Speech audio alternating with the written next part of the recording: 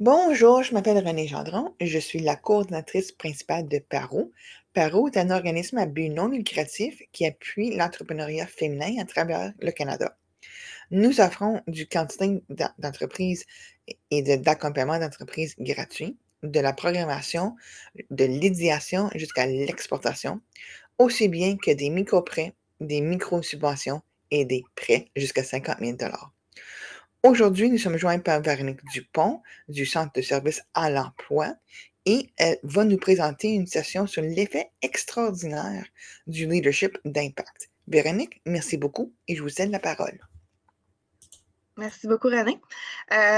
Donc, bonjour à vous toutes. Dans le fond, aujourd'hui, comme René en a parlé, je vais parler de l'effet extraordinaire du leadership d'impact. Donc, comment améliorer la performance tout en demeurant humaine.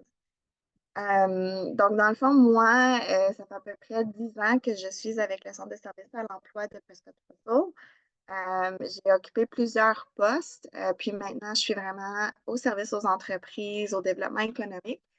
Puis un de mes mandats est justement d'offrir des formations comme ça là, aux entrepreneurs en Ontario. Donc, les objectifs de la formation ce matin, je vais aller rapidement. Donc, dans le fond, c'est reconnaître son propre leadership. Donc, reconnaître votre leadership intérieur et que vous êtes, dans le fond, capable de l'exercer, votre leadership. Obtenir les outils pour créer un leadership vers la performance tout en demeurant humaine. Rendre la mission impossible possible. Hein? Donc, souvent, on a des rêves, on aspire à des choses en entreprise ou etc. Mais on pense tout le temps que c'est une mission impossible. Tu sais, c'est mais on va voir qu'avec un certain style de leadership, on peut arriver à rendre ceci possible. Puis vraiment assurer aussi l'engagement de votre équipe et sa connexion entre eux. Donc, le plan de la formation, c'est que premièrement, on va voir qu'est-ce que le leadership. Donc, on va voir un leader, qu'est-ce qu'un leader. On va parler aussi de performance et leadership. Donc, comment ces deux-là sont interreliés. Puis aussi, je vais vous présenter des outils pour vraiment rester engagé dans votre leadership et rester connecté à ce leadership-là. Donc, qu'est-ce que le leadership? J'ai un petit vidéo, puis là, je ne sais pas si ça va fonctionner. Laissez-moi voir. OK, je crois que j'ai peut-être pas partagé mon son. Juste un instant.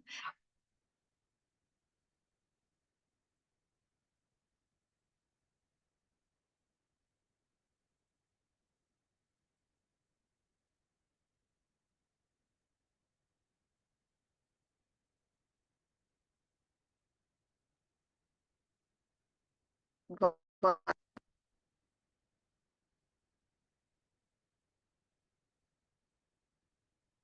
Laissez-moi savoir si jamais ça ne fonctionne pas.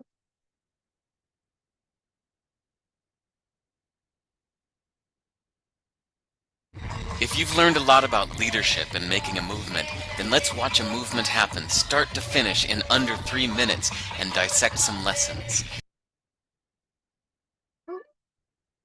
First, of course, a leader needs the guts to stand alone and look ridiculous.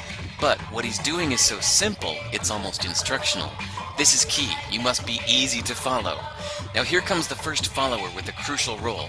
He publicly shows everyone else how to follow. Notice how the leader embraces him as an equal. So it's not about the leader anymore, it's about them, plural. Notice how he's calling to his friends to join in. So it takes guts to be a first follower. You stand out and you brave ridicule yourself. Being a first follower is an underappreciated form of leadership. The first follower transforms a lone nut into a leader. If the leader is the flint, the first follower is the spark that really makes the fire. Now here's the second follower. This is a turning point. It's proof the first has done well. Now it's not a lone nut and it's not two nuts. 3 is a crowd and a crowd is news. A movement must be public. Make sure outsiders see more than just the leader. Everyone needs to see the followers because new followers emulate followers, not the leader. Now here come 2 more people, then 3 more immediately. Now we've got momentum. This is the tipping point, and now we have a movement. As more people jump in, it's no longer risky. If they were on the fence before, there's no reason not to join in now. They won't stand out, they won't be ridiculed, and they will be part of the in crowd if they hurry. And over the next minute you'll see the rest who prefer to stay part of the crowd, because eventually they'd be ridiculed for not joining. And ladies and gentlemen, that is how a movement is made. So let's recap what we've learned. If you are a version of the shirtless dancing guy, all alone, remember the importance of nurturing your first few followers as equals, making everything clearly about the movement, not you. Be public, be easy to follow. But the biggest lesson here, did you catch it? Leadership is overglorified. Yes, it started with the shirtless guy, and he'll get all the credit, but you saw what really happened. It was the first follower that transformed a lone nut into a leader. There's no movement without the first follower. See, we're told that we all need to be leaders, but that would be really ineffective. The best way to make a movement, if you really care, is to courageously follow and show others how to follow. When you find a lone nut doing something great, have the guts to be the first person to stand up and join in.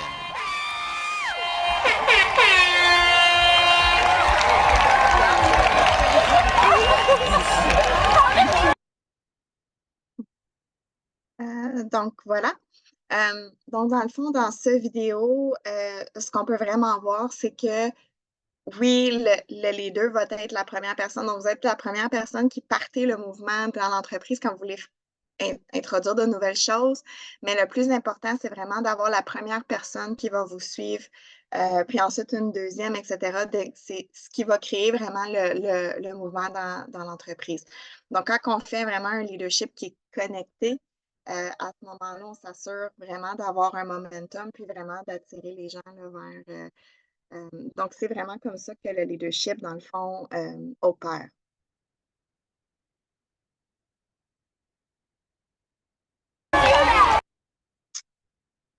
Donc, j'aimerais que vous pensiez pendant quelques secondes, dans le fond, vraiment à un leader qui a eu un impact dans votre vie. Puis de vraiment penser à qu'est-ce que cette personne-là a fait ou qu'est-ce que vraiment qui a fait qu'elle a eu un impact dans votre vie. Donc, est-ce que c'est des actions? Est-ce que c'est des attitudes? Donc, vous pouvez penser à différents leaders, dans le fond, que vous avez eu dans votre vie.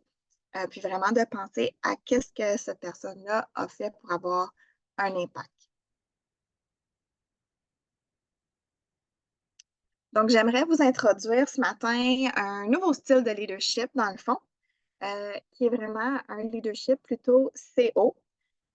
Donc, CO parce que c'est vraiment un leadership désolé l'anglicisme, de commitment, puis vraiment un leadership qui est connecté. Donc, c'est pourquoi on appelle ça le leadership CO. Puis le leadership CO n'est pas vraiment le haut de la pyramide, mais c'est plutôt quelqu'un qui ose dire quelque chose de nouveau, qui n'existe pas encore et qui s'organise pour que ça devienne réel. Donc, c'est vraiment des gens qui ont des nouvelles idées, qui pensent à quelque chose de complètement nouveau, mais qui vont vraiment s'organiser pour, dans le fond, le fameux make it happen. Donc, ils vont vraiment s'assurer que ça devienne réel.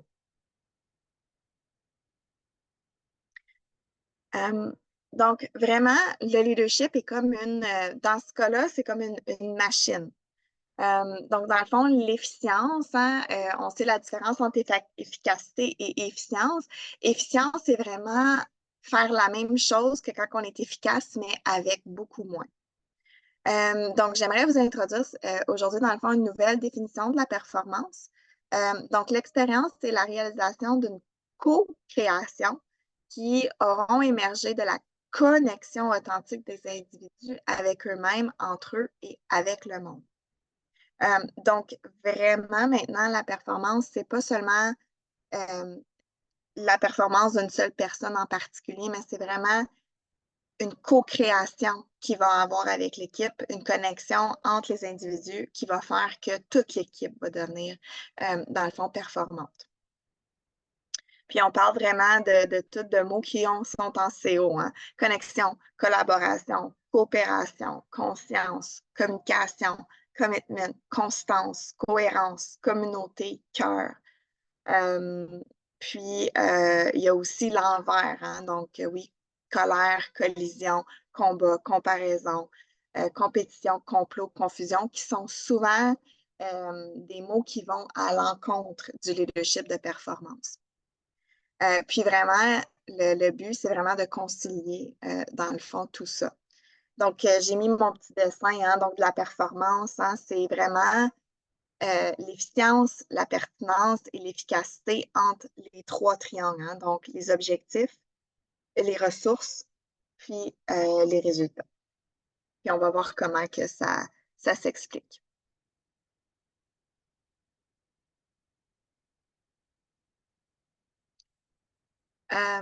Donc, comment, dans le fond, accéder à votre leadership? Donc, il y aurait 3 temps pour découvrir, dans le fond, votre leadership interne. Donc, dans le fond, le premier temps, c'est de trouver quoi. Hein, c'est qu'est-ce que vous voulez faire. Donc, c'est quoi votre idée? Qu'est-ce qui vous inspire? Qu'est-ce que vous voulez faire? Ensuite, le pourquoi. Donc, pourquoi ça vous inspire? Pourquoi vous voulez faire ça? Puis ensuite, c'est le commitment. C'est là que les CO embarquent. Donc, c'est l'engagement envers cette idée-là. Puis vraiment, ensuite, la connexion. Donc, qui je dois connecter, donc qui je dois amener, hein, comme mes premiers followers, comme qu'on a vu dans la vidéo tantôt. Donc, qui je dois amener avec moi, c'est qui mes joueurs clés pour m'assurer que mon idée nouvelle ou ce que je veux introduire dans l'entreprise ou ce que je veux changer va réussir à peut-être mieux passer. Donc, ensuite, le temps 2, c'est des fois, il faut ralentir pour mieux accélérer. Il y a toujours un proverbe africain, souvent que je reviens dans mes présentations, c'est que oui, seul, des fois, on va plus vite. Hein, ça va plus vite quand on prend les décisions seul, puis on les exige, etc. Mais ensemble, souvent, qu'est-ce qui arrive, c'est qu'on va plus loin. Puis quand on est prêt, on est dans sa zone de performance optimale. Hein? Donc, quand on est prêt, quand on a déjà des premiers followers qui s'adaptent à notre équipe, qu'on est prêt vraiment à déployer, c'est vraiment là qu'on est dans notre zone de performance optimale, donc quand on est préparé. Puis aussi, ne pas être connecté à ce qui nous anime limite vraiment la performance durable. Donc, quand on n'est pas vraiment connecté à cette idée-là, on n'a pas vraiment notre commitment, notre engagement, souvent, oui, on va être performant dans les premiers mois parce qu'on va vouloir, etc., mais ça ne sera pas durable, donc ça ne sera pas à long terme. Puis vraiment, le temps 3, c'est la connexion du cœur qui va vraiment transcender tout. Hein. Donc, c'est vraiment quand on reste humain, c'est là vraiment là, que notre connexion va être optimale.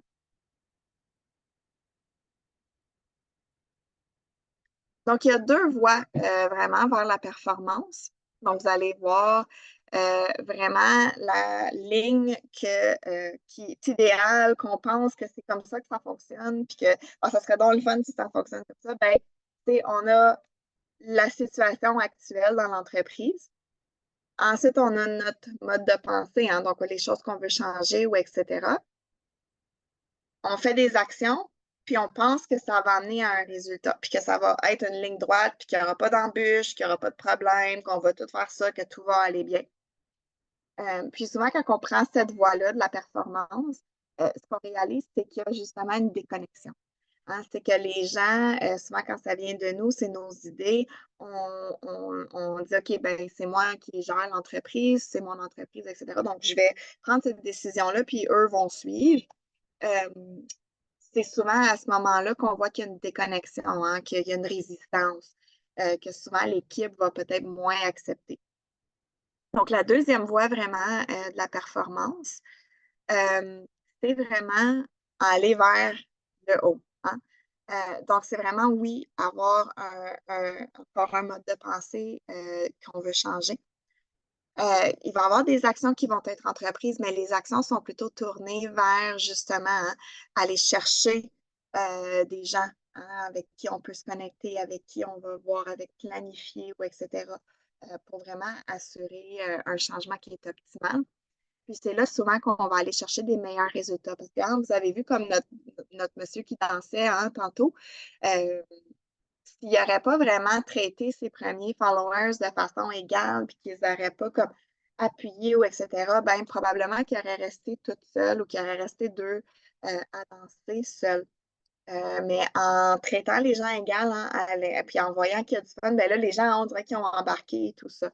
Donc, c'est important quand on veut faire un changement dans l'entreprise, quand on veut introduire de nouvelles idées, c'est important en tant que leader d'aller tout de suite trouver des gens qui vont vous appuyer là-dedans, qui vont vous aider à changer les façons de penser dans l'entreprise.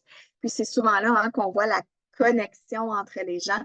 Puis c'est souvent là qu'on va aller vers un futur qui est plutôt disruptif, puis qui est plutôt vers vraiment le changement et l'acceptance de ce changement-là. Puis c'est vraiment là qu'on va avoir un processus qui va aller vers l'extraordinaire. Puis les raisons vraiment pour lesquelles souvent on évite cette voie-là, dans le fond, on ignore ce qui risque d'arriver. Hein. C'est l'inconnu, c'est des changements, ou etc. Donc, c'est peut-être moins facile. On manque des fois les outils aussi pour en arriver. Puis des fois, on a peur de la réaction de l'équipe ou ces choses-là. Donc, c'est vraiment important de garder la cohérence entre vos pensées et vos actions. Donc, la performance et le leadership. Donc, il y a 3 lois de la performance. Donc, la première loi, c'est la performance, c'est vraiment le résultat de l'action que l'on prend. Donc, dans le fond, on prend une action, puis il va y avoir un résultat. Puis, dans le fond, elle vient vraiment de la manière dont on perçoit la situation ou le monde et non comment la situation ou le monde est. Hein? Donc, souvent, ça va être notre perception. Hein? Donc, des fois, on va mettre quelqu'un dans une entreprise, puis la perception des personnes va être différente. Donc, on va penser qu'il est vraiment performant, puis que ça va bien, ou etc. On va prendre cette personne-là, puis on va la mettre dans une autre entreprise, puis d'un coup, la performance, c'est pas la même. Mais c'est parce que c'est ça, des fois, c'est la perception aussi qui change. La deuxième loi, notre perception de la situation et du futur s'exprime en langage. Donc, c'est sûr que si on a un langage négatif par rapport à un changement, hein, donc si on introduit un changement dans l'entreprise, puis que c'est mal vu, que c'est mal perçu, le langage qui va être lié à ça va être souvent négatif. Donc, ça va changer la perception de la situation ou de ce changement-là ou de ce risque-là ou de cette nouvelle chose qui arrive dans l'entreprise. Ça va vraiment aller teinter la connexion des gens à cette nouvelle mission-là ou à ce nouveau défi-là. Puis la troisième loi, c'est seul un nouveau langage, hein, donc un langage génératif qui va créer une nouvelle perception, qui ouvre un nouveau monde, ce qui va vraiment donner accès à de nouvelles actions et une nouvelle performance. Donc, je peux prendre l'exemple un petit peu de ce qui arrive dans tous les centres de services d'emploi, dans le fond d'Emploi Ontario, à travers l'Ontario complet. C'est qu'on a eu une grosse transformation des services d'emploi. Puis là, il y a des nouvelles façons de faire, des nouvelles procédures, des nouveaux dossiers, des nouveaux systèmes qui ont vraiment été introduits vraiment dans tous les services d'emploi avec un tout nouveau lexique, tout nouveau langage aussi qui a été amené. Puis dans le fond, au centre, on voit que le langage est de plus en plus important parce que les gens qui étaient là avant ces changements-là ont tendance à utiliser l'ancien vocabulaire ou etc. pour vraiment exprimer des choses qui sont nouvelles. Donc, c'est là qu'on voit que le langage est vraiment puissant. Donc, quand on commence à changer notre langage puis qu'on commence à parler dans un langage différent, là, on voit que la performance, elle s'en va à des nouvelles choses, des nouvelles actions, des choses qu'on n'était pas habitué de faire avant pour vraiment aller vers une nouvelle performance. Donc, le langage que vous utilisez aussi quand vous introduisez des nouvelles choses, c'est vraiment important. On va aller changer le langage de l'entreprise. Puis, ce que l'auteur du livre que vous allez voir tantôt parlait, quand on utilise notre ancien langage pour parler de nouvelles choses, c'est comme si on était sur un manège. Puis que vous choisissez d'être sur le cheval blanc, par exemple. Puis là, vous tournez. Puis ça, c'est votre performance que vous étiez habitué. Puis là, vous décidez de, ben là, on va faire ça, mais on va utiliser la même chose, le même gabarit, le même langage. Donc, c'est comme si vous vous dites, ben, je vais aller faire un tour sur le cheval noir pour quelques mois ou quelques années, pensant que vous avez vraiment changé les choses, mais que dans le fond, vous êtes toujours sur le même manège. Parce que vous n'avez pas changé la culture, vous n'avez pas changé le langage, ou etc. Donc, c'est pour ça que c'est important quand on parle de nouvelles performances ou de changements, c'est qu'il faut aller changer ce langage-là qu'on utilise. Puis, utiliser un langage positif aussi. Donc, vraiment, l'émotion aussi va guider les actions de votre équipe. Donc, vraiment, l'idéal, c'est qu'on va être dans le flow. On veut que nos employés soient tous vraiment dans cette zone-là qui est le flow. Donc, vraiment, c'est... donc, si, mettons, on a un employé qui est dans un poste et on lui demande un nouveau challenge, on lui demande de faire une nouvelle chose, mais que son niveau de compétence, on ne le forme pas, on ne lui donne pas les outils pour arriver à prendre en charge ces nouvelles choses-là, ben, on va se retrouver peut-être avec un niveau de challenge qui est élevé, mais un niveau de compétence qui est bas. Donc, on va être dans des émotions, peut-être d'anxiété, de préoccupation. Hein. Ensuite, dans le fond, si le niveau de challenge est bas, puis on n'a pas des gens qui sont dans un haut niveau de compétence, ben, il va peut-être avoir un ennui, une apathie, hein, ou etc. Donc, c'est important quand vous introduisez un nouveau challenge ou une nouvelle chose à votre entreprise, ben, c'est de s'assurer que vos employés ont les bons outils, hein, pour vraiment aller se connecter à ces nouvelles choses-là que vous tentez de changer ou d'introduire. Donc, c'est important que le niveau de compétence soit élevé pour aller vraiment accéder à un niveau de challenge qui est élevé. C'est là aussi où on voit la meilleure performance. Véronique, j'ai Aussi, une qu'est-ce qui est question. important? Oui, vas-y. Euh, Quand vous parlez de changement de langage, il y a un nouveau langage Mhm. dans le système pour le management. Alors, dans quel domaine? Parce qu'il y a tellement de domaines aujourd'hui. Par exemple, si je prends dans mon domaine la vente de nourriture, quel genre de Mhm. langage s'adapterait? Ben, le langage est vraiment, ça dépend de votre entreprise. Donc, si, admettons, dans votre entreprise de vente, vous avez eu toujours comme admettons que vous avez toujours eu un discours X avec les clients pour assurer des ventes, hein, par exemple. Je ne sais pas, moi, vous parliez de certains avantages ou de choses comme ça. Puis que là, que vous réalisez à un moment donné qu'avec ce langage-là, ça ne va plus autant chercher vos clients. C'est peut-être plus ça qu'ils recherchent. C'est peut-être plus nécessairement, ça répond peut-être plus à leurs besoins. Donc, c'est ça que je veux dire quand il y a un changement ou des choses comme ça, que des fois, c'est hors de notre contrôle. Ben, des fois, il faut aller chercher un nouveau langage pour aller s'adapter à cette nouvelle réalité-là. Tu sais, je peux prendre un exemple. Par exemple, il y a beaucoup d'entreprises, euh, quand il y a eu la pandémie de la COVID, il y a beaucoup d'entreprises qui ont dû changer un peu leur façon de faire. Tu sais, par exemple, les restaurants, ben, tu sais, c'était plus les manger en personne dans nos salles à manger ou etc. Ils ont dû peut-être changer leur langage, aller, ben, on va ça va être plus de la vente à aller chercher à l'auto.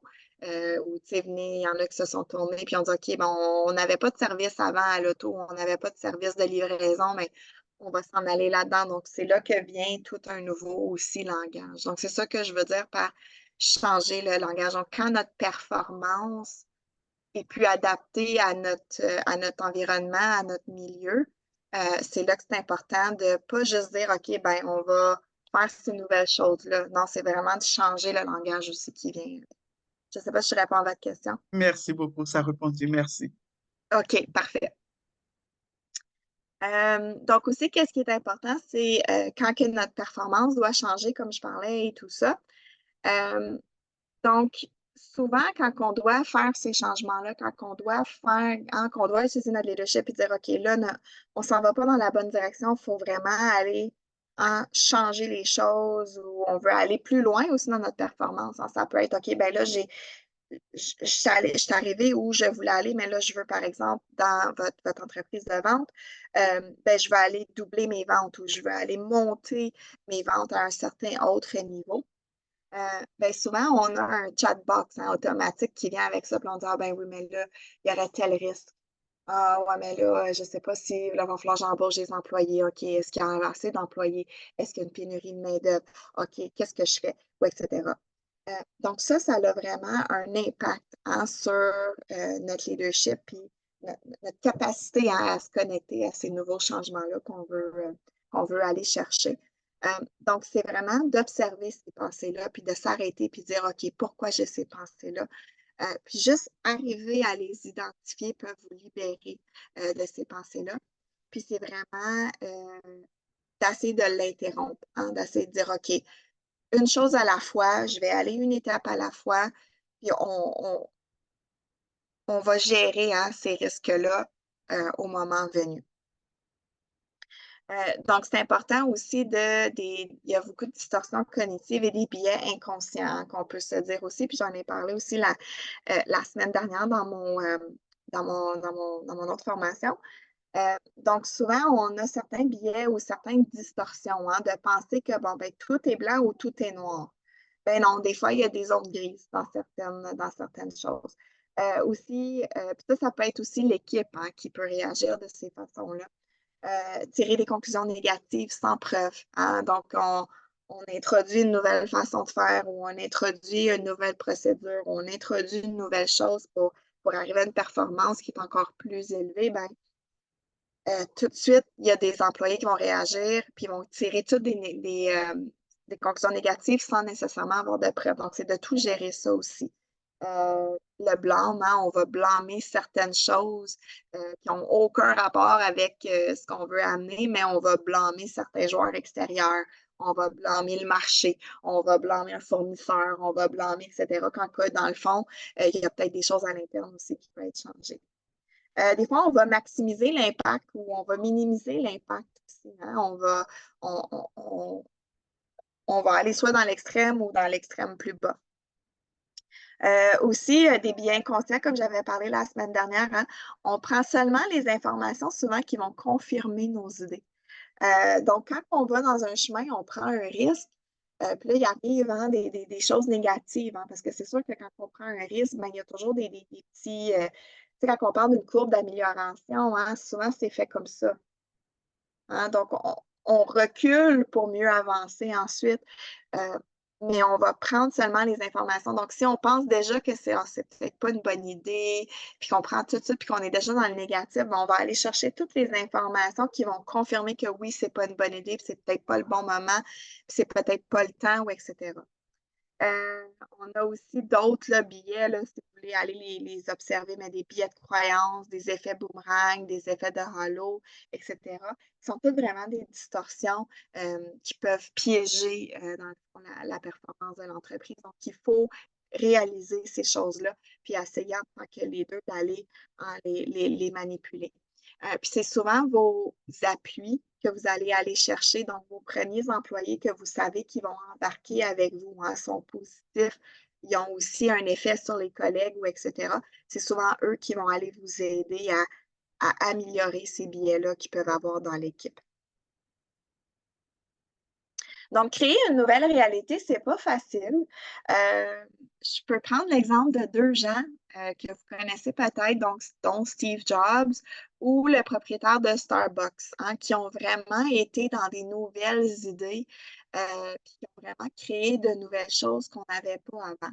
Hein, donc, Steve Jobs, quand il a parlé au début d'un iPod qui pouvait contenir 1000 chansons dans la poche d'en avant, il n'y a pas tous les gens qui y croyaient.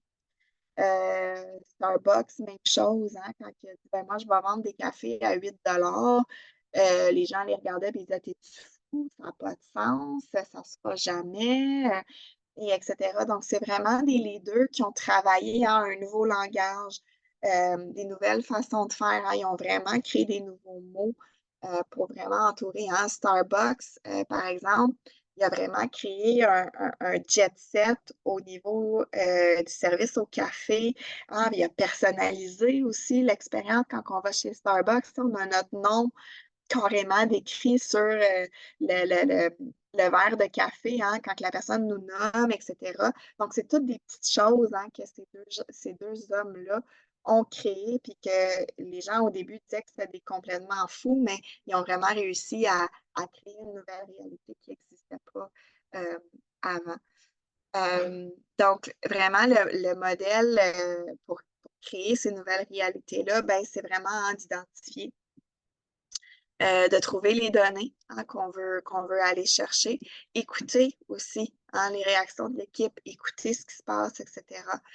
Gérer l'émotion, hein, donc s'assurer que les émotions soient positives, accepter hein, que le changement soit accepté, changer le langage et assurer aussi qu'il y a une énergie.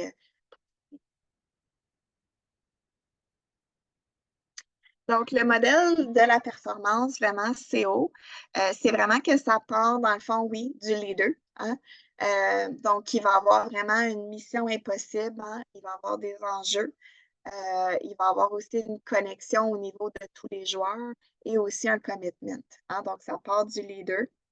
Il faut que votre équipe, hein, il faut qu'il y en ait au niveau de votre équipe qui vous suivent. Hein? Donc, assurez-vous d'avoir vos appuis là, dans l'équipe qui vont adopter ce nouveau langage-là, qui vont vouloir jouer un rôle dans ces changements-là ou dans ces nouvelles façons de faire-là. Puis d'assurer aussi, hein, comme le CO, hein, donc un commitment, une connexion avec votre équipe, que tout le monde. Hein, parce que souvenez-vous, la définition de la performance, ce n'est pas seulement la performance d'une personne. C'est vraiment avec les connexions avec l'équipe que vous allez réussir à aller chercher une performance qui est vers l'extraordinaire.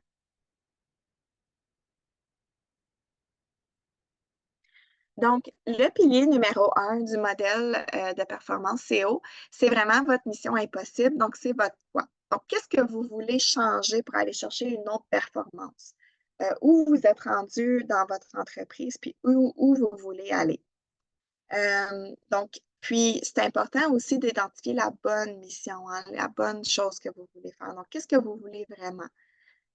Puis, ne vous limitez pas vraiment à ce que vous pensez pouvoir faire, mais allez vraiment pour votre impossible. Hein. Donc, quand on veut améliorer notre entreprise pour aller vers une performance, il ne faut pas aller vers hein, le futur prévisible. Hein. Ce qu'on est sûr, OK, si je vais là, je sais que je vais avoir 20 de plus de ventes. Non, c'est d'aller vraiment au-delà. C'est vraiment de penser que si vous n'aviez aucun frein, là, que tout était possible, qu'est-ce que vous voudriez vraiment? Puis c'est vraiment ça qui est votre mission impossible. Puis c'est de penser que si était réalisé, est-ce que ça changerait vraiment la donne pour vous, vos collaborateurs, vos collègues, vos consommateurs et vraiment le monde? Hein? Donc, quelque chose qui est vraiment impossible. Le pilier 2, hein, l'enjeu, comme je vous parlais, c'est le pourquoi. Hein, le pourquoi qu'on veut vraiment aller chercher cette mission impossible-là.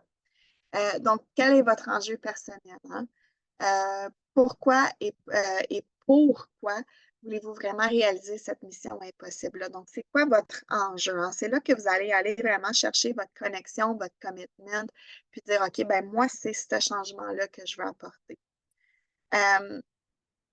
Puis commencez vraiment à spéculer sur qui sont les parties prenantes. Hein? Listez-les. Donc, comme je vous parlais, hein, ça va être qui vos premiers followers? Ça va être qui vos premiers employés qui vont vraiment embarquer dans cette mission impossible-là avec vous, à vos côtés, qui va venir changer le langage, qui va venir être positif, qui va amener un vent de positivité, puis qui vont vous encourager aussi. Hein? Puis comme je parlais, vraiment, la performance, c'est ça. Donc, les équipes qui sont les plus performantes, c'est vraiment des équipes qui vont aller toutes dans la même direction. Hein. Par exemple, quand on est sur un bateau, puis on est sur un canot, on est trois qui rament dans le bon sens, puis qui rament, mais qu'il y en a deux en arrière, qu'eux autres, ils rament de l'autre côté, le bateau, souvent, ce qui arrive, c'est qu'il stagne. Hein, il n'avance pas. Donc, c'est pour ça que c'est important hein, d'aller chercher des gens puis d'assurer que dans la performance, on rame tout dans le même côté, puis c'est vraiment là qu'on va aller chercher la performance de toute l'équipe. Puis en allant chercher vraiment cet enjeu-là qui pour vous est important, puis que vous êtes connecté, bien, c'est là que vous allez engager l'équipe, puis que vous allez rester humain aussi dans votre leadership parce que c'est vraiment quelque chose qui vous tient à cœur.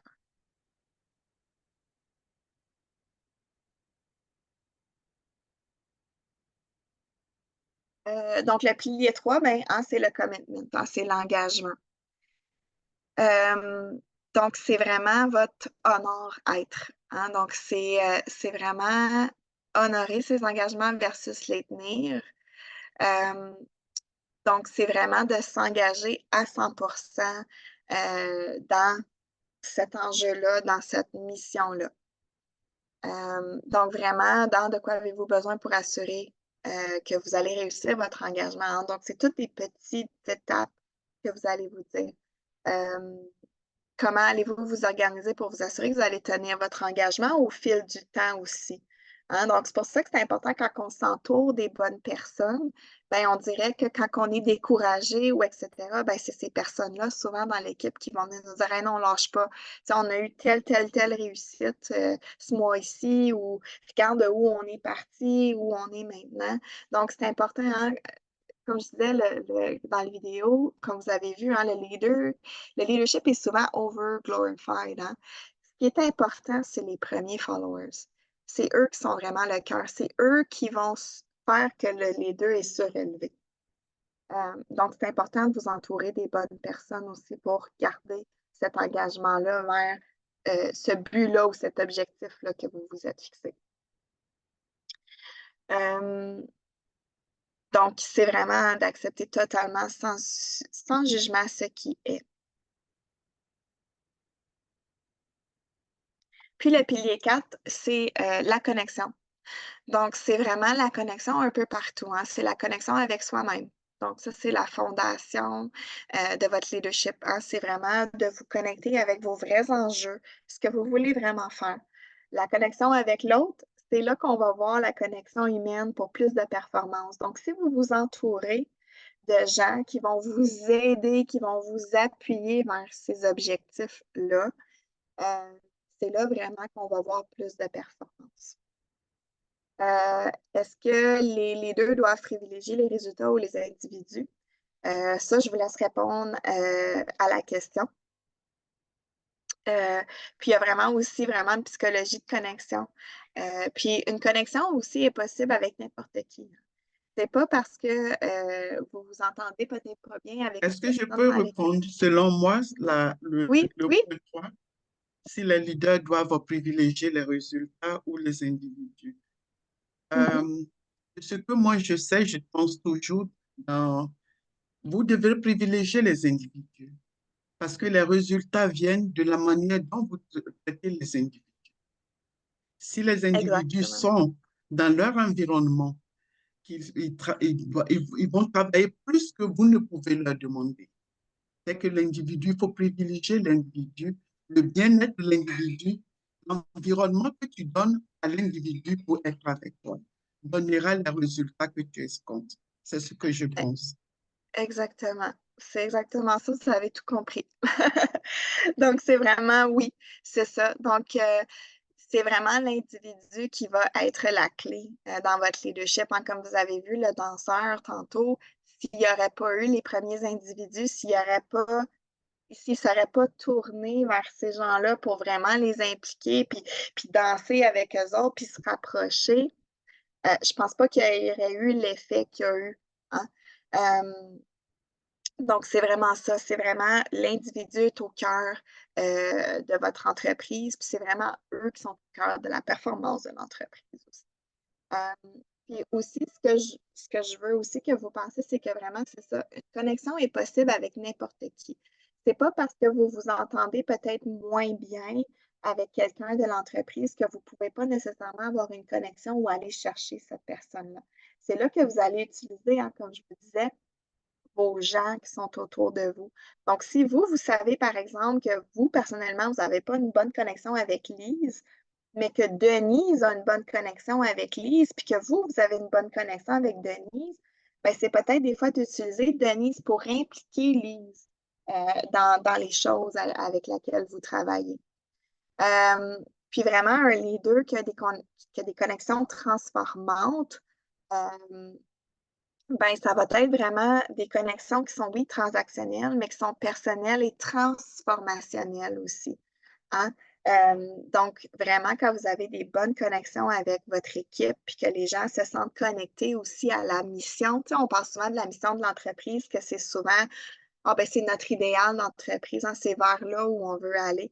Mais si votre équipe, puis que vous assurez pas une connexion de votre équipe avec cette mission-là, ben, c'est comme si vous ramez toute seule vraiment sur votre bateau vers cet objectif-là.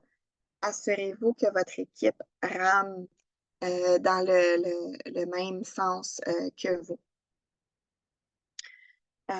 Puis c'est vraiment les relations, comme vous dites, l'individu qui est au cœur de ça.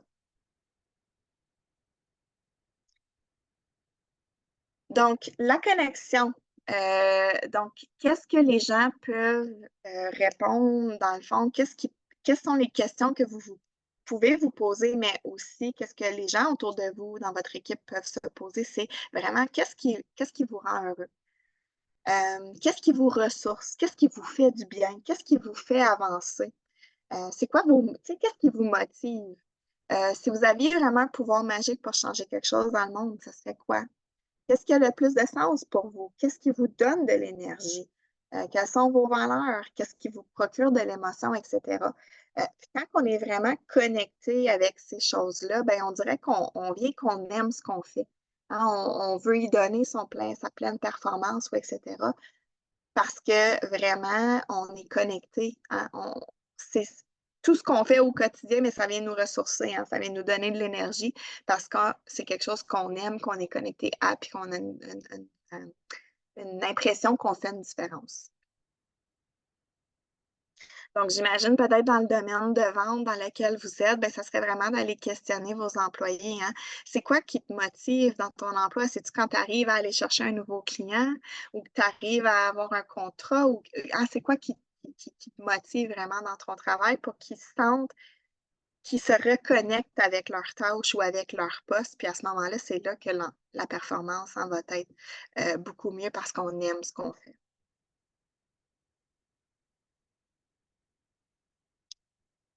Puis une autre chose aussi que vous pouvez vous poser les questions aussi au niveau de votre connexion, c'est comment vous entrez en relation avec l'autre? Comment sont vos relations dans l'entreprise? Est-ce que vous avez des bonnes relations avec tout le monde?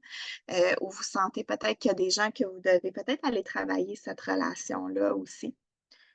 Privilégiez-vous comme tu as bien répondu tantôt, mais privilégiez-vous d'abord les résultats ou les individus? Hein? Donc, ça, c'est une chose qu'on peut se poser aussi. Sur une échelle de 1, le moins, à 10, le plus, combien évalueriez-vous les 3 points suivants? Le partage dans l'équipe, la confiance, la capacité aussi à connecter avec quiconque.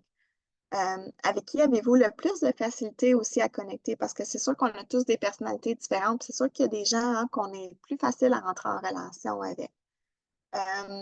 Puis vous pouvez aussi nommer les personnes avec lesquelles vous avez plus de facile à vous connecter. Donc, c'est peut-être eux que vous allez vouloir aller chercher là, pour être vos premiers followers. Puis, est-ce qu'on a des points en commun? Puis, quand vous pensez à ces personnes-là, quelles sont vos pensées, vos émotions? Est-ce que vous vous sentez bien? Vous vous sentez motivé par ces personnes-là?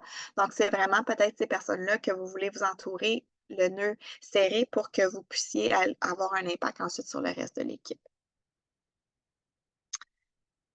Encore d'autres questions aussi au niveau de la connexion. Puis ça, c'est toutes des choses que vous pouvez faire, des exercices là, que vous pouvez faire ensuite. Exactement. Oui, comment J'espère que vous êtes-vous allez partager la Oui, ben, ce que je peux présentation. faire, je peux le partager avec René qui pourra ensuite vous le partager. Ça, il n'y a aucun problème. Puis aussi, d'autres choses pour être peut-être plus transcendantes dans vos connexions, ben, comment êtes-vous connecté à l'entreprise? Hein? Êtes-vous en phase avec sa raison d'être? Donc, est-ce que vous êtes bien où vous êtes là ou maintenant c'est un autre objectif? C'est une autre chose que peut-être que vous voudriez aller chercher. Puis aussi, qu'est-ce que vous faites concrètement pour garder la connexion dans votre job au quotidien? Hein? Donc, dans votre poste de gestionnaire, qu'est-ce que vous faites concrètement pour encore aimer ça? Hein? qu'est-ce qui vous connecte à l'entreprise, à votre raison d'être? Puis qu'est-ce que vous faites pour rester aligné aussi avec les objectifs, hein, ou est-ce que vous êtes aligné ou non? Puis comment êtes-vous connecté à vos clients, à vos fournisseurs, à la société dans laquelle vous opérez, hein? C'est important aussi dans l'entreprise, hein, de s'assurer, OK, est-ce que l'entreprise répond encore aux besoins de nos clients, hein, de la société? Est-ce qu'on a encore notre place ou il faudrait peut-être changer telle chose pour rester encore, hein, dans le flow, comme qu'on dit, hein, puis vraiment dans l'économie d'aujourd'hui. Donc, les liens entre la connexion, le commitment et la performance, donc on l'a ici dans le tableau, hein.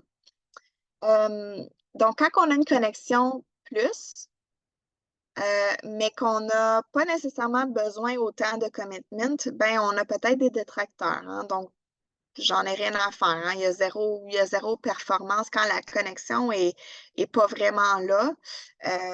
Puis on a un engagement qui est pas vraiment là. Ben, c'est des gens souvent qui sont en crise dans l'entreprise, hein. Ils n'ont pas de connexion, donc la performance là, est pas là du tout. Ensuite, ben, on a peut-être la section qui est plus amie, hein, conviviale ou etc. Ben, on n'a pas vraiment besoin d'être engagé avec nos amis à tous les jours. Tu sais, c'est des gens qu'on est bien avec ou etc. Donc oui, on a une connexion élevée, mais on n'a pas nécessairement besoin d'avoir un commitment à tous les jours, hein. On ne s'appelle pas à tous les jours, mais on le sait qu'on est amis, hein. Des gens qui sont comme bosseurs, donc je fais mon travail, je ne suis pas connectée avec la mission d'entreprise pour autant. J'ai déjà fait ça ailleurs. C'est un poste comme un autre. Ben, si je fais mon travail, donc la performance, ben, c'est business as usual. Ça ne va pas aller dans une performance qui est au-delà des attentes. Parce que vraiment, oui, ils ont un commitment qui est élevé, mais ils n'ont pas nécessairement une connexion avec l'entreprise, avec ce que l'entreprise veut faire, avec l'avancement de l'entreprise aussi. Puis quand on a des gens, quand on a exercé un bon leadership qui est CEO dans le fond, etc., ben oui, on a un haut niveau de commitment, puis on a un haut niveau de connexion avec l'entreprise. Ben, c'est là que votre mission va être réalisée, puis que vous avez une performance, hein, qui va vraiment, qui est disruptive dans le fond, puis qui va vraiment aller au-delà. Parce que les gens dans votre équipe, vous avez réussi à créer une connexion avec vos idées, avec la mission de l'entreprise, avec les objectifs, puis aussi un engagement élevé de votre équipe. Donc, des outils pour que vous puissiez utiliser pour vous rester engagé, connecté, mais aussi pour vraiment rester, que l'équipe reste engagée et connectée aussi. Donc, des stratégies vraiment au niveau de la connexion, mais c'est identifier les connexions clés. Donc, qui est les personnes clés, hein, je le dis, là, ça fait depuis tantôt que je le répète, mais c'est qui les connexions clés dans l'entreprise que vous devriez garder. Prendre le pouls du niveau de connexion et de l'impact sur l'entreprise, hein. Donc, allez voir, OK, bon, ben, avec qui je suis vraiment bien connectée, puis c'est qui semble être peut-être moins connecté ou moins. Donc, l'impact que ça a aussi. Puis s'engager à approfondir aussi la connexion, hein. Comme je disais, on n'a pas une facilité de connexion avec tout le monde, hein. Il y a peut-être des gens dans l'entreprise que ça passe moins bien. Donc, comme je disais, peut-être s'engager à vraiment approfondir la connexion avec cette personne-là, peut-être utiliser une autre personne pour y arriver. Puis vraiment assurer après ça de mesurer son niveau de connexion au fil du temps. Donc, il y a un connectogramme collectif que vous pourriez monter pour voir, OK, ben c'est quoi les connexions, les relations dans mon équipe, puis de le voir vraiment visuellement. Donc, dans le fond, là, on a un petit exemple ici. Donc, par exemple, Marie, OK, c'est quelqu'un dans l'entreprise. Impact sur les résultats de 1 à 5, ben, elle a un niveau 3. Le niveau de connexion de 1 à 10 avec vous, ben, c'est un 6. Très bien connecté avec vous. Qui avec qui je suis connectée à 8+, puis qui est connecté à 8+, avec cette personne-là aussi, ben, c'est Jacques. Qui s'engage à se connecter et à communiquer? Oui. Puis l'engagement d'ici, mettons, le 5 novembre ou par rapport à l'objectif, ou bien Jacques appelle Marie pour partager le plan. Fait que eux, ça va être vraiment là, les gens avec qui peut-être que vous allez être le plus rapprochés.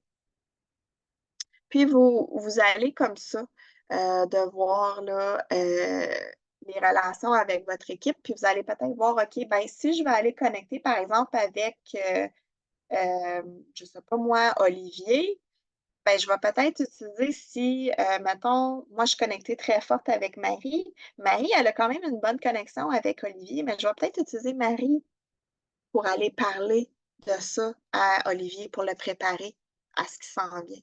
Fait que c'est comme ça que vous allez pouvoir jouer avec ces relations-là dans votre entreprise pour s'assurer qu'il y ait une cohésion. Puis, n'hésitez pas là, à utiliser les gens avec qui là, ça va bien euh, pour vous aider. Hein. Quand on jette une pierre à l'eau, ça fait tout le temps un effet de petites vagues. Là.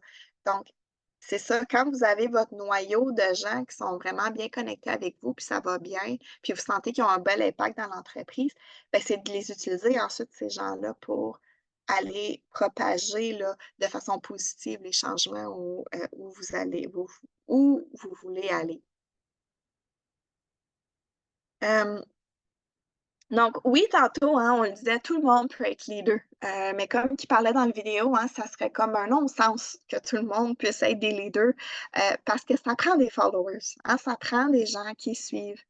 Euh, Puis, j'aimerais ça aussi que vous vous posez les questions, est-ce que je suis vraiment ancrée dans le futur ou je suis ancrée dans le passé? Hein? Puis, une façon aussi qu'on peut le voir, ça, si on est vraiment ancré dans le futur ou le passé, c'est souvent quand il y a des changements ou il y a des nouvelles choses où l'environnement nous force à faire des changements.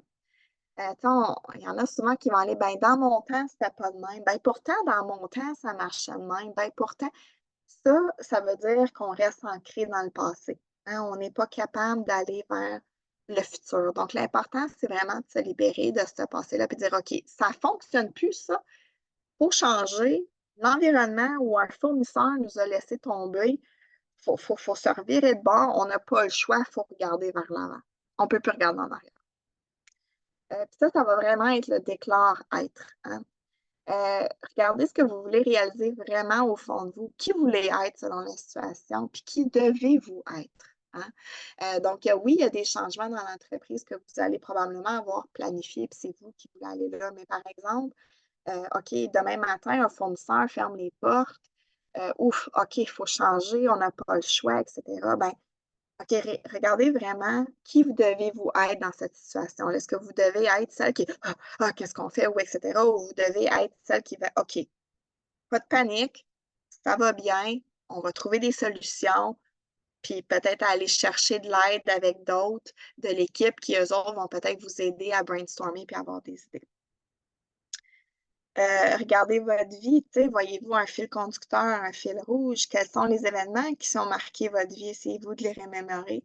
Quelles étaient vos pensées, vos émotions? Donc, hein, essayez de vraiment aller vous reconnecter là, pour mieux vous connecter au futur.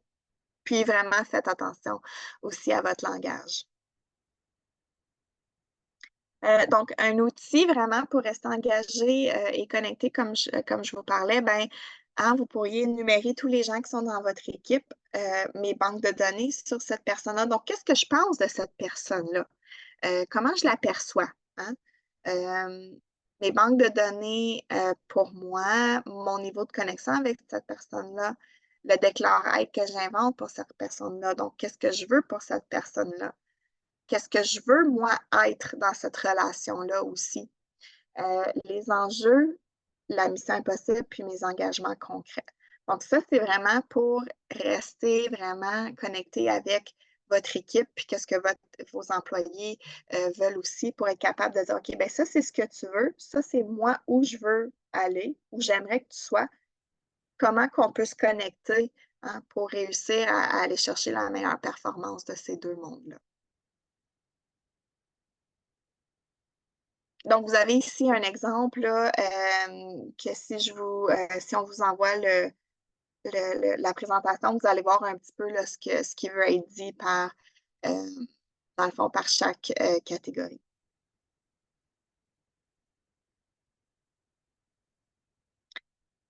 Donc, un autre outil ici, souvent, on a une façon d'agir qui est différente avec nos ennemis et nos amis. Ennemis, peut-être pas nécessairement des gens qui sont vraiment carrément ennemis, mais je veux dire peut-être des gens avec qui vous avez moins d'affinité. Hein, peut-être avec des gens où la relation est plus difficile. Ben souvent, on va avoir des pensées qui sont automatiques. Hein. Ah, ben elle, on sait bien, elle est toujours de même. Ah, ben elle, on sait bien, elle arrive tout le temps en retard. Ah, ben elle, on sait bien, à chaque fois qu'on y amène des bonnes idées, elle réagit comme ça. Hein. C'est souvent le passé hein, qui arrive avec ces relations-là qui sont plus difficiles. On va souvent se fier à nos opinions. On va trouver des justifications. Hein. Bon, mais cette relation-là va pas bien parce que on n'est pas pareil, on pense pas pareil, tu sais, ou etc. Les voix dans notre tête aussi, ça va être vraiment du cynisme, du jugement, de la peur avec ces personnes-là. Il y a des fois qu'on va carrément avoir un refus d'avoir des situations avec eux, d'entrer en relation avec ces personnes-là. Aussi, refus des émotions vécues, on va tomber dans des habitudes. Tu sais, ben, ces deux personnes-là, on sait bien, on ne les mettra jamais ensemble, ça ne travaille jamais bien ensemble. Hein. Puis ça va créer hein, ce qu'on appelle le mauvais environnement. Puis est-ce qu'on peut avoir de la performance en agissant comme ça? Pas vraiment. Puis de l'autre côté, hein, c'est sûr qu'avec nos amis, ben, on dirait que ça va bien. Hein? Donc, on a des pensées conscientes, on les a choisies. Hein? Donc, c'est vers notre futur. Euh, on se sent ambitieux avec eux. Hein? On dirait qu'ils nous nourrissent.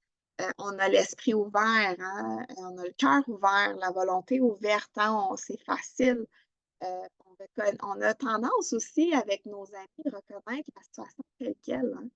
Donc, au lieu de vraiment aller voir, ben, puis d'aller analyser la situation négativement, ben, on la voit vraiment, ah, c'est vrai qu'elle a l'air fatiguée aujourd'hui, elle doit avoir une mauvaise nuit, je vais aller voir qu'est-ce qui se passe. T'sais. Donc, on dirait qu'on a tendance à plus reconnaître la situation vraiment telle qu'elle. On reconnaît aussi les émotions vécues. On a un outil de suivi concret, puis c'est là qu'on est dans un bel environnement. Donc, c'est là qu'en tant que leader, c'est important d'aller travailler peut-être les relations qui vont mal, puis d'aller voir, OK, si la relation avec cette personne-là irait bien, comment je réagirais? Qu'est-ce que je ferais? Ou etc. Puis c'est d'aller nourrir, là, dans le fond, cette relation-là.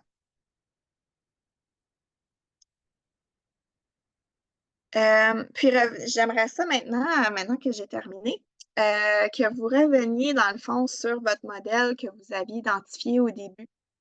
Puis que pouvez-vous dire maintenant de son leadership, maintenant que vous savez hein, que c'est des connexions, que c'est des engagements, que c'est des relations? Qu'est-ce que vous pouvez maintenant dire de ce leadership, de cette personne-là qui vous a vraiment poussé à sortir de vos zones de confort et d'avoir une performance?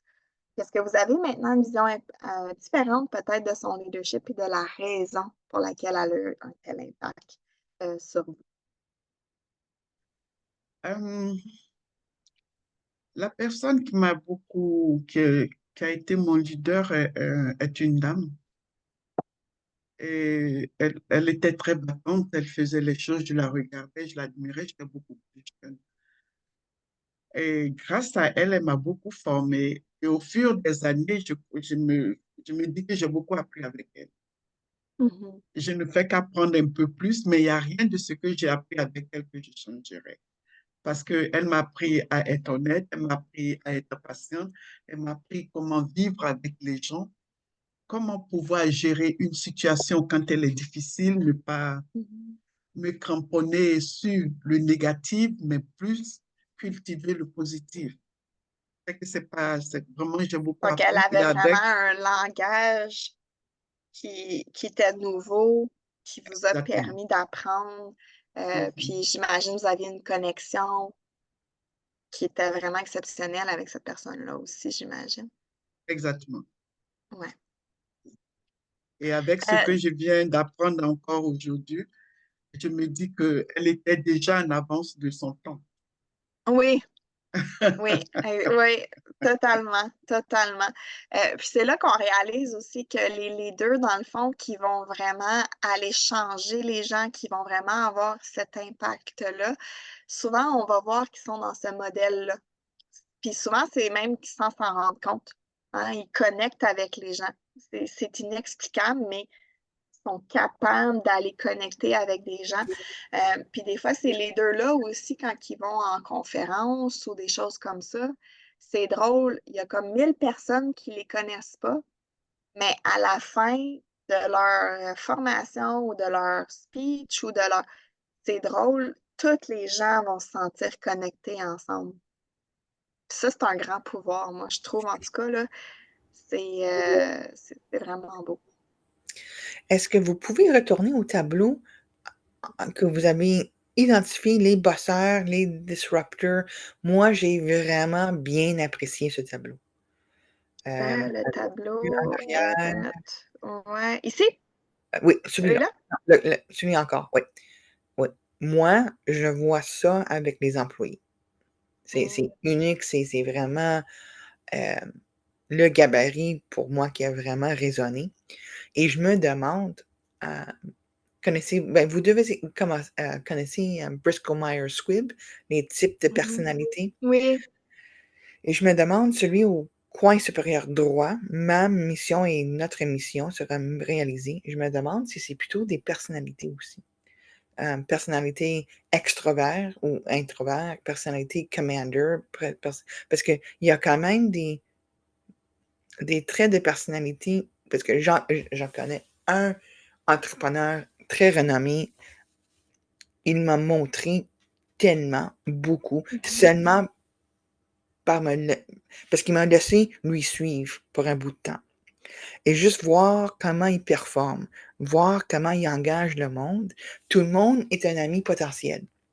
Tout le monde est quelqu'un qu'on peut soit impliquer dans un projet, parce qu'il y avait un entrepreneur a toujours plusieurs projets. Donc, il offre, il crée des occasions de participation et des occasions de participer selon les intérêts de l'individu. Donc, on ne pousse pas l'individu, on les attire. Donc, c'est là vraiment qu'il y a une connexion, parce Ouais. qu'il y a une connexion de l'individu avec le projet, avec l'entreprise, avec l'équipe, puis il y a un haut niveau de commitment aussi parce que c'est quelque chose qu'ils aiment, c'est quelque chose qu'ils mangent. Donc, c'est vraiment d'aller chercher, là, Ouais. donc, C'est c'est de ça. se poser la question aussi, est-ce que la personne est à la bonne place? Ouais. Ouais. Puis, c'est toujours une question de je connais tellement de personnes, je veux les engager, ils ne sont pas tous des amis, mais ils sont quand même des personnes dans leur réseau et qui veulent quand même rester en relation avec. Donc, ils créent des projets pour bénéficier de son réseau. C'est incroyable de le voir. Ils bossent des semaines de 100 à 130 heures, mais ils aiment l'énergie. Ouais, Entrepreneur. c'est ça. Ouais. Ouais, souvent, on se nourrit de ça aussi en tant que leader. Hein. Ouais. Bon. Est-ce que vous avez d'autres questions pour Véronique ou d'autres interventions à lui offrir?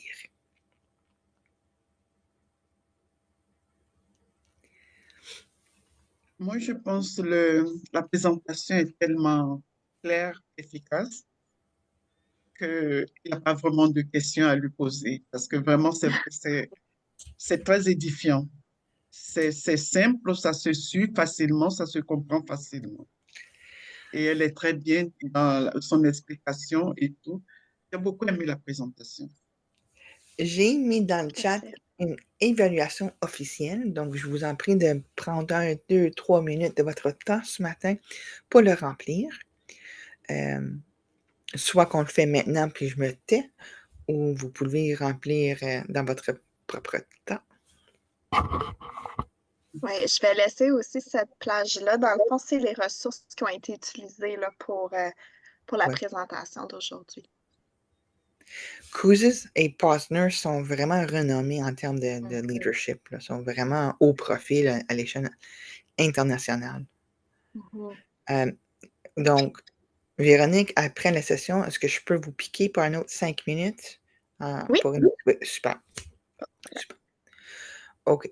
Donc, un gros merci de la part de Paro et les participantes de votre temps et vos perspicacités, votre savoir et votre savoir-faire ce matin, Véronique.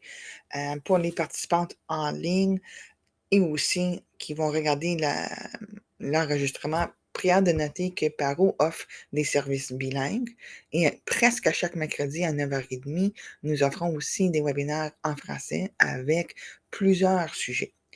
Et si vous avez un sujet qui vous intéresse, vous êtes la bienvenue de nous contacter pour suggérer le sujet et ou pour consulter nos archives, parce que ça va faire des années qu'on offre des webinaires en français et c'est fort probable que nous avons des ressources pour vous en français et en anglais. Donc, merci beaucoup tout le monde. Je vais arrêter l'enregistrement. Merci Véronique. Merci beaucoup.